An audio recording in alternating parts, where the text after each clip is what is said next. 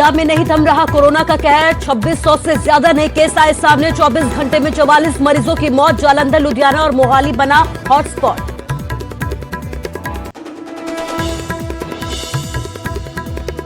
हरियाणा में भी कोरोना ने पकड़ी रफ्तार। 24 घंटे में 867 नए केस आए सामने। 5 लोगों की मौत। गुरुग्राम और करनाल ने बढ़ाई टेंशन। हिमाचल में कोरोना के 141 नए केस, 1 की मौत। अब तक प्रदेश में 1005 लोगों की गई जान। 1200 से ज्यादा एक्टिव मामले। मोगा के किसान महासम्मेलन में दहाड़े केजरीवाल। बिजली और नौकरी के मुद्दे पर कैप्टन सरकार को घेरा। जमकर किया दिल्ली मॉडल का बखान।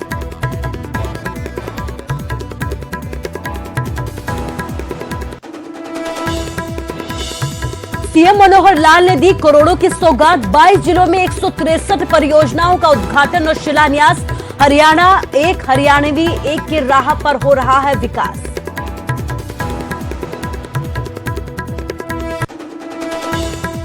और कांगड़ा के ज्वालामुखी मंदिर में गैर हिंदू अफसरों की तैनाती का मामला गरमाया। सुब्रमण्यम स्वामी ने ट्वीट करके जयराम सरकार पर उठाए सवाल। कहा, ज्यादातर मंदिरों में हिमाचल सरकार ने किया है कब्जा।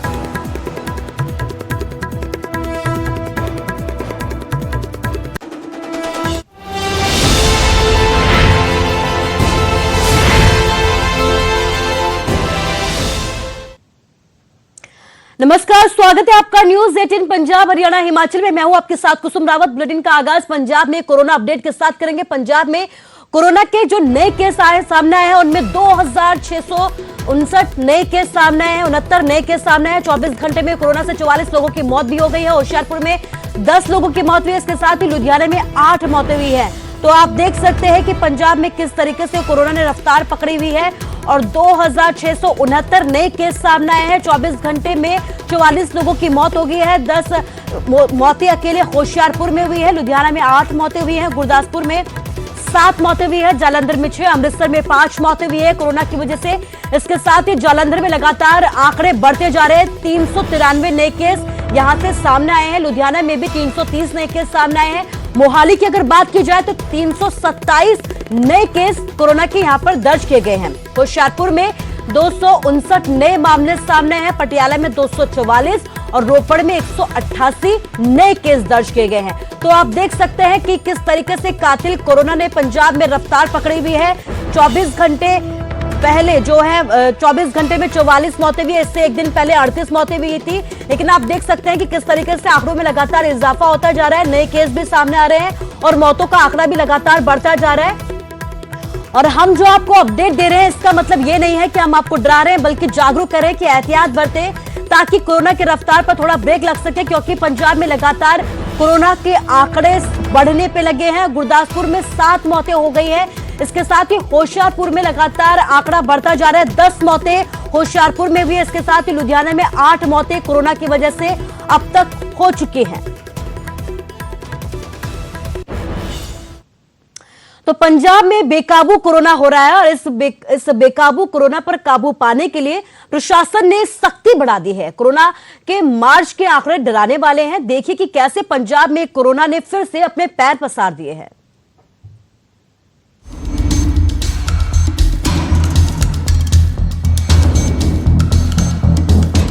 पंजाब में कोरोना की डराने वाली रफ्तार कैप्टन सरकार की नींद उड़ा रही है। मौत के आंकड़े हों या एक्टिव केस की बात करें, पंजाब में जानलेवा कोरोना का कहर पूरे शबाब पर है। 1 मार्च से 20 मार्च तक के आंकड़ों पर नजर दौड़ाएं तो 1 मार्च को 7 लोगों की जान गई। 5 मार्च को यह आंकड़ा 11 पर पहुंच गया, जबकि 10 मार्च को 17 लोगों ने कोरोना की वजह से दम तोड़ दिया। तो 15 मार्च को 27 लोगों की जान चली गई और 20 मार्च तक ये ग्राफ बढ़कर 38 हो गया। नए मामलों की गिनती लगातार बढ़ रही है। 1 मार्च को 582 केसेस सामने आए तो 5 मार्च को 808 केसेस, 10 मार्च को 1422 तो 15 मार्च को 1843 मामले सामने आए, जबकि 20 मार्च को यह आंकड़ा 2500 के पार हो गया।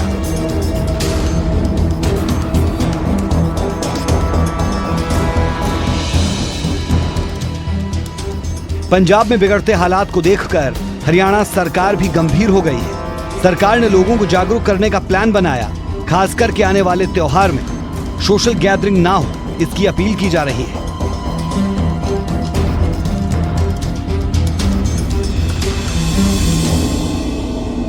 चीज़ों को ऑब्जर्व कर रहे हैं। बहुत प्रांतों की स्थिति काफ़ी गड़बड़ हुई है और चिंता तो है, लेकिन हम इसको ऑब्जर्व कर रहे हैं। 31 मार्च तक इन सब बातों की ओर ध्यान करेंगे।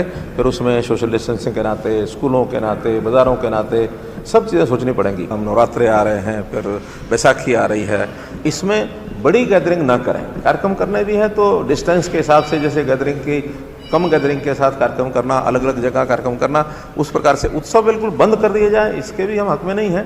लेकिन उसमें डिस्टेंसिंग का और बाकी मास्क का, बाकी चीज़ों का, इसका पालन अगर करेंगे तो चीज़ें कंट्रोल में आएंगी।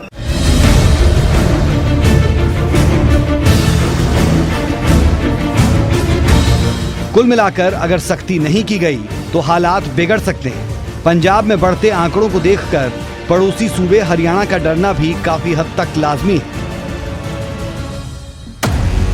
और अगर अभी भी कंट्रोल ना किया गया तो आने वाले दिनों में हरियाणा में कोरोना के मामले पंजाब की तरह रफ्तार पकड़ सकते हैं।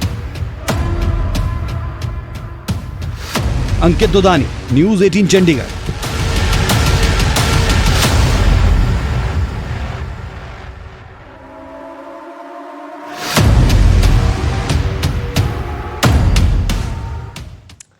तो पंजाब में आंकड़े वाकई डरा रहे हैं। बात हरियाणा की करते हैं। हरियाणा में कोरोना के 867 नए केस सामने आए हैं। 5 लोगों की यहां पर मौत हुई है। गुरुग्राम की अगर बात की जाए तो 181 नए केस यहां पर दर्ज किए गए हैं। करनाल की अगर बात करें तो 142 नए केस यहां पर भी नए सामने आए हैं। कुरुक्षेत्र में 103, पंचकुला में 93, अंबाला में 75 नए केस दर्ज किए गए हैं।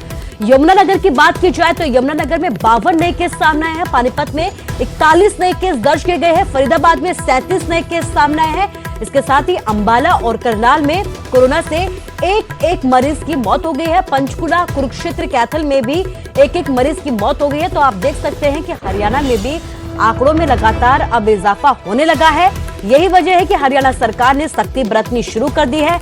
867 नए केस यहां से भी अभी सामने आए हैं। 5 मौतें हो गई हैं पिछले 24 घंटे में। इसके साथ ही गुरुग्राम की अगर बात की जाए तो अकेले गुरुग्राम में 181 नए केस दर्ज किए गए हैं। करनाल में 142, इसके साथ ही कुरुक्षेत्र में 103, पंचकुला में 93, अंबाला में 75, यमुनानगर में 52, पानीपत में 41, फरीदाबाद में 37 नए केस दर्ज किए गए हैं। कोरोना मरीजों की जहां पर मौत हुई है उसमें अंबाला और करनाल है, जहां पर एक कोरोना मरीजों की मौत हुई है। इसके साथ ही पंचकुला, कुरुक्षेत्र, कैथल में भी एक कोरोना मरीजों की मौत हुई है। और यही वजह है कि अब हरियाणा सरकार ने भी सख्ती बरतनी शुरू कर दी है। इसके साथ ही लोगों से अपील की है कि मास्क लगाएं, सोशल डिस्टेंसिंग का पालन करें, ताकि कोरोना की रफ्तार को थोड़ा ब्रेक लगे और आंकड़ों में जो है वो इजाफा कम हो। और पंजाब और हरियाणा के बाद बात हिमाचल की करते हैं। हिमाचल में भी कोरोना के 141 नए केस दर्ज किए गए हैं। इसके साथ ही कोरोना की वजह से हिमाचल में एक मरीज की मौत हो गई है। पिछले 24 घंटे में 83 लोगों ने यहां पर कोरोना को मात दी है, एक अच्छी बात है।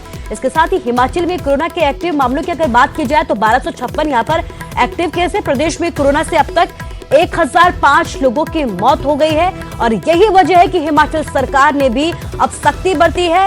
No mask no service rule को यहां पर लागू कर दिया है। इसके साथ ही पर्यटक जो पहुंच रहे हैं हिमाचल में उनसे भी अपील की है कि कोरोना को लेकर जो एहतियात बरतनी है वो जरूर बरते, ताकि कोरोना से उनका सामना ना हो। तो 141 नए केस यहां से भी सामने आए हैं। इसके साथ ही हिमाचल में एक मरीज की कोरोना की वजह से मौत हो गई है।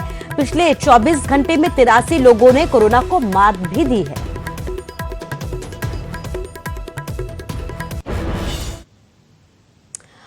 और चलिए बात सियासत की करते हैं। मोगा की किसान रैली में केजरीवाल ने केंद्र और कैप्टन सरकार को निशाने पर लिया। रैली को संबोधित करते हुए केजरीवाल ने यह कहा कि कैप्टन सरकार ने एक भी चुनावी वादा पंजाब में पूरा नहीं किया। बिजली और रोजगार के मुद्दे पर केजरीवाल ने कैप्टन सरकार को जमकर घेरा। केजरीवाल ने यह पूछा है कि जब दिल्ली में बिजली सस्ती हो सकती है तो पंजाब में बिजली सस्ती क्यों नहीं हो सकती। वहीं कृषि कानूनों के बहाने उन्होंने केंद्र सरकार पर भी तीखे हमले किए। केजरीवाल ने कहा कि किसानों को कभी खालिस्तानी नहीं कहा जा सकता। तो केजरीवाल ने पंजाब पहुंचकर कैप्टन सरकार को जमकर घेरा है और सबसे पहले जो मुद्दा उठाया वो मुद्दा है बिजली का। केजरीवाल का ये कहना है कि जब दिल्ली में बिजली सस्ती हो सकती है तो आखिर पंजाब में बिजली सस्ती क्यों नहीं की जा सकती। के अंदर अगर 24 घंटे बिजली आती है, दिल्ली के अंदर 0 बिजली का बिल आता है, पंजाब में बिजली का बिल 0 होना चाहिए नहीं होना चाहिए? ऐसे नहीं होगा, जोर से बोलना पड़ेगा। हाथ खड़े करके बताओ, बिजली का बिल 0 होना चाहिए नहीं होना चाहिए? दिल्ली में हो सकता है तो पंजाब में क्यों नहीं हो सकता? कौन करेगा? कौन सी पार्टी करेगी? कौन सी पार्टी करेगी? कैप्टन साहब ने यह कार्ड 20 लाख लोगों के घर में बांटे थे। 20 लाख नौजवानों को यह कार्ड दिया था। कैप्टन साहब ने कहा था मेरे को वोट दे दो, मेरी सरकार बन गई तो मैं नौकरी दूंगा। ये कार्ड ले आना, कार्ड दिखा के मैं नौकरी दे दूंगा। आज पंजाब के युवा उनके घर के चक्कर काट रहे हैं, एक आदमी को नौकरी नहीं मिली। मेरी आप लोगों से निवेदन है, ये कार्ड फेंकना मत, ये कार्ड रखे रखना। रोज सवेरे उठ के इस कार्ड को निकाल के देखना, यह आपको याद दिलाएगा कि आज से 4 साल पहले एक आदमी आपको धोखा देके वोट देके चला गया। तो केजरीवाल ने रैली के जरिए जहां पर विपक्ष पर हमला बोला, तो वहीं विरोधियों ने भी केजरीवाल की रैली को राजनीतिक ड्रामा करार दिया है। ਸਾਨੂੰ ਸਭ ਨੂੰ ਆਪਣੀ ਪਾਰਟੀ ਦੀ ਜਿਹੜੀ ਸੋਚ ਹੈ ਉਹਦੇ ਬਾਰੇ ਪਤਾ ਹੈ। ਜਦੋਂ ਪੰਜਾਬ ਦੀ ਗੱਲ ਆਉਂਦੀ ਹੈ, ਜੇ 3 ਕਾਲੇ ਕਾਨੂੰਨਾਂ ਦੀ ਗੱਲ ਆਈ ਤਾਂ ਸਭ ਤੋਂ ਪਹਿਲਾਂ ਉਹਨਾਂ ਨੂੰ ਕੇਜਰੀਵਾਲ ਦੀ ਦਿੱਲੀ ਦੀ ਸਰਕਾਰ ਨੇ ਵਿਧਾਨ ਸਭਾ ਵਿੱਚ ਨੋਟੀਫਾਈ ਕੀਤਾ। तो इस तो पता लगता या केजरीवाल की सरकार ने उन्होंने नोटिफाई किया। तो इस तो पता लगता उन्होंने पंजाब के किसानों के प्रति, पंजाब के गरीबों के प्रति, पंजाब के शहरियों के प्रति ते पंजाब के छोटे दुकानदारों के प्रति उन्होंने की सोच है। अज आम आदमी पार्टी एक रैली करके, एक इकट्ठ करके, बंदे इकट्ठे करके अगर ये गल कहना चाहता है कि वो किसानी के जोड़ा कानून काले कानून बने हैं उन्होंने सपोर्ट नहीं करता, तो ये पहले दिन इन्होंने वो 3 काले कानून दिल्ली की ਬਾਘਾ ਪੁਰਾਣਾ ਦੇ ਵਿੱਚ ਸਿਆਸੀ ਰੈਲੀ ਆਮ ਆਦਮੀ ਪਾਰਟੀ ਨੇ ਕੀਤੀ ਹੈ। ਉਹਦੇ ਵਿੱਚ ਉਮੀਦ ਸੀ ਕਿ ਭਗਵੰਤ ਮਾਨ ਜਿਹੜਾ ਬਹੁਤ ਵੱਡਾ ਧੋਖਾ ਉਹਨਾਂ ਨੇ ਕਿਸਾਨੀ ਦੇ ਨਾਲ ਕੀਤਾ ਕਿ ਪਾਰਲੀਮੈਂਟ ਦੀ ਸਟੈਂਡਿੰਗ ਕਮੇਟੀ ਦੇ ਵਿੱਚ ਬੈਠ ਕੇ ਉਹਨੂੰ ਸਹਿਮਤੀ ਦਿੱਤੀ, ਅੱਜ ਉਹਨਾਂ ਨੂੰ ਲੋਕਾਂ ਕੋਲੋਂ ਮਾਫੀ ਮੰਗਣੀ ਚਾਹੀਦੀ ਸੀ। ਪਰ ਮੈਂ ਹੈਰਾਨ ਹਾਂ ਕਿ ਭਗਵੰਤ ਮਾਨ ਵੀ ਚੁੱਪ ਰਿਹਾ ਔਰ ਕੇਜਰੀਵਾਲ ਸਾਹਿਬ ਵੀ ਚੁੱਪ ਰਹੇ। और केजरीवाल साहब की चुप्पी का मतलब है कि यह साजिश के विच वो भी बतौर पार्टी के मुखी केंद्र सरकार को मोबिलाइज करने वास्ते तैयार सन, इस साजिश का हिस्सा सन। इहदा मैं केजरीवाल साहब तो जवाब पूछता। और अब खबर तरनतारन से है। तरनतारन में पुलिस ने एनकाउंटर में 2 निहंगों को ढेर कर दिया है। पुलिस ने इन्हें रोकने की कोशिश की, लेकिन इन निहंगों ने पुलिस पर ही हमला कर दिया, जिसमें 2 एसएचओ घायल हो गए। तरनतारन के गांव सुर सिंह की ये पूरी वारदात बताई जा रही है। तरनतारन के डीआईजी के मुताबिक महाराष्ट्र पुलिस ने तरनतारन पुलिस को सूचित किया था कि 2 निहंग एक कार सेवक की हत्या करने के बाद भाग गए थे। पुलिस ने उन्हें गिरफ्तार करने की कोशिश की तो निहंगों ने पुलिस पर ही हमला कर दिया। पुलिस ने जवाबी कार्रवाई में उन्हें गोली मार दी, जिससे उनकी मौत हो गई। ये नामजसी एक नंदेड़ साहब ਦੇ ਬਾਬਾ ਸੰਤੋਖ ਸਿੰਘ ਦਾ ਮਰਡਰ ਹੋਇਆ ਹੈ। ਉਹਨੂੰ ਇਹ ਕਤਲ ਕਰਕੇ ਇੱਥੇ ਐਸਕੇਪ ਕਰਕੇ ਆ ਗਏ ਸੀ ਔਰ ਨੰਦੇੜ ਪੁਲਿਸ ਨੇ ਤਰਨਤਾਰਨ ਪੁਲਿਸ ਨਾਲ ਕੁਝ ਇਨਪੁਟ ਸ਼ੇਅਰ ਕੀਤੀਆਂ ਸੀ, ਜਿਹਦੇ ਬੇਸ ਦੇ ਉੱਤੇ ਰਾਤੀ ਵੀ ਸਰਚ ਕੀਤੀ ਗਈ, ਲੇਕਿਨ ਉੱਥੋਂ ਪਹਿਲਾਂ ਇਹ ਸੁਰ ਸਿੰਘ ਤੋਂ ਐਸਕੇਪ ਕਰ ਗਏ ਸੀਗੇ।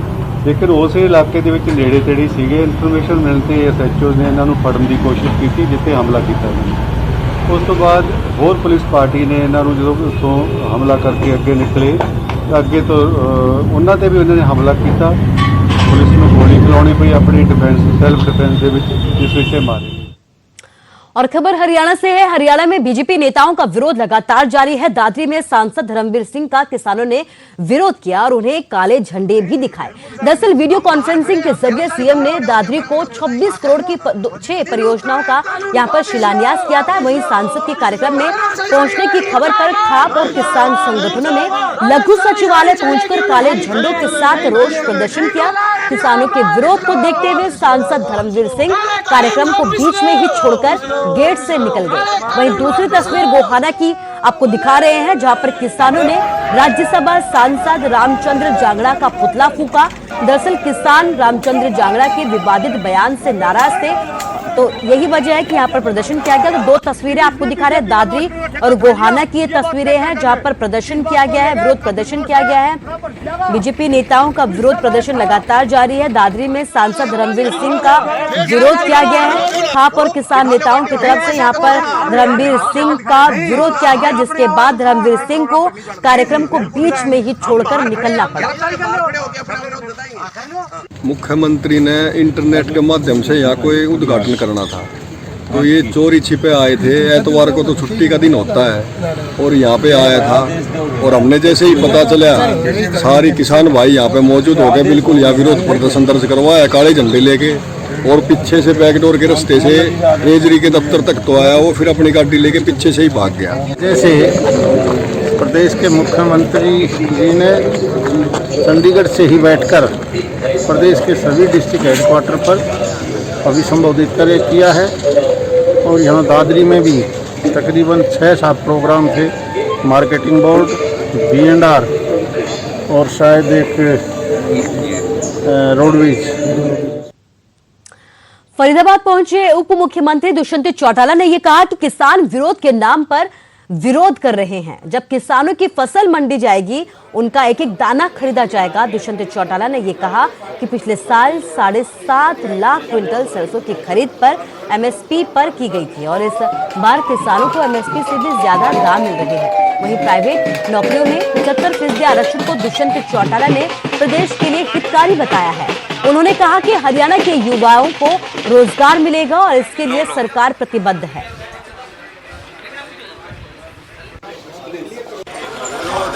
इस बात पे विरोध मुझे लगता है कि 1 अप्रैल से जब प्रोक्योरमेंट शुरू होगी और जो भ्रम फैलाया गया था उनकी मंडियाँ खत्म हो जाएगी, MSP खत्म हो जाएगी, उस चीज़ को सरकार बेहतर तरीके से उनको जब ही समझा पाएगी जब उनकी फसल का एक एक रुपया उनके खाते में होगा। जिस दिन वो फसल लेकर आएंगे उस दिन किसान के पूरे अनाज को प्रोक्योर किया जाएगा, MSP पे प्रोक्योर किया जाएगा। और आज रिजल्ट आ रहा है, जहाँ पिछले साल 7.5 लाख मेट्रिक टन सरसों हमने प्रोक्योर करी, आज सरसों का आह्वान मंडियों में आ रहा है। मैंने कल ही उचाना भी बात करी, महेंद्रगढ़ भी बात करी। एक दाना भी MSP पे किसान को बेचना नहीं पड़ रहा, क्योंकि मार्केट प्राइस MSP से ज़्यादा हो। शिमला से खबर है। शिमला ग्रामीण से युवा कांग्रेस विधायक विक्रमादित्य सिंह ने जयराम सरकार पर तंज कसा है। नाहन में पत्रकारों से बातचीत में विक्रमादित्य सिंह ने यह कहा है कि निर्णय पलटने में माहिर जयराम सरकार को अपना नाम पलटू राम सरकार रख लेना चाहिए। विक्रमादित्य सिंह ने मौजूदा सरकार को दिशाहीन सरकार बताया है। उन्होंने ये कहा कि यह सरकार पूर्व की वीरभद्र सरकार के किए गए कार्यों के रिबन काटने और अपने निर्णय लेने के बाद उसे बदलने में माहिर है। विकास कार्यों से सरकार का कोई भी लेना देना नहीं है।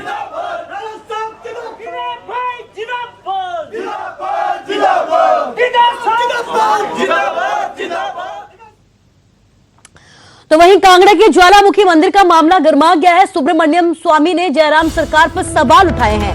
काम मंदिर में गैर हिंदू अफसरों की तैनाती पर सवाल उठाए गए हैं। कांगड़ा के किसी भी मंदिर को लेकर ये कहा गया है। स्वामी ने ट्वीट करके ये जवाब दिया है कि 2017 में पिछली सरकार ने नियुक्त किए थे 2 अफसर, मंदिर के बाहर ही तैनात किए गए थे अफसर। डीसी कांगड़ा की तरफ से ये कहा गया, लोगों के ऐतराज पर अफसरों को किया गया है ट्रांसफर।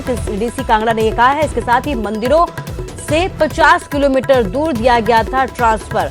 तो मंदिर का मामला गरमाया, यहाँ पे कांगड़ा के ज्वालामुखी मंदिर का मामला गरमाया है। सुब्रमण्यम स्वामी ने सवाल उठाए हैं जयराम सरकार पर। काम मंदिर में गैर हिंदू अफसरों की तैनाती पर यह सवाल उठाए हैं। इसके साथ ही कांगड़ा के स्वामी की तरफ से ये ट्वीट भी किया गया है कि भेदभाव किया जा रहा है। इसके साथ ही 2017 में पिछली सरकार ने 2 अफसर नियुक्त किए थे, मंदिर के बाहर ही तैनात किए गए थे, ये कहना है डीसी का।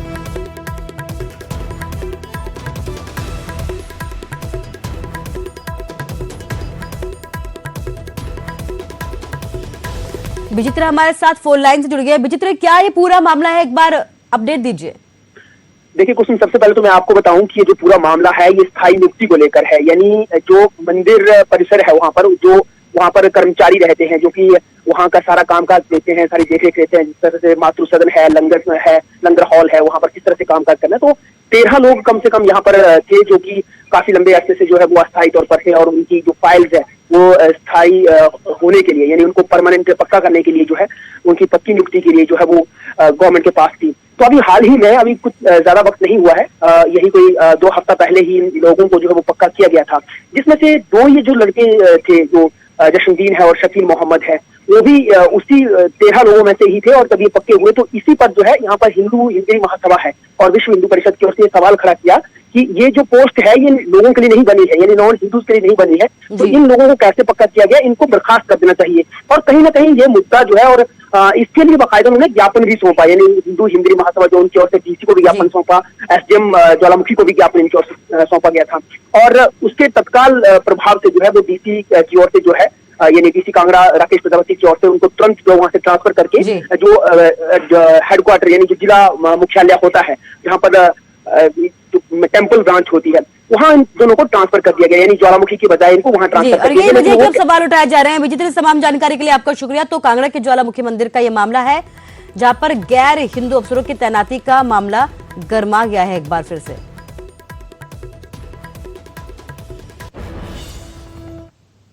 और फिलहाल के लिए इस बुलेटिन में बस इतना ही। नमस्कार।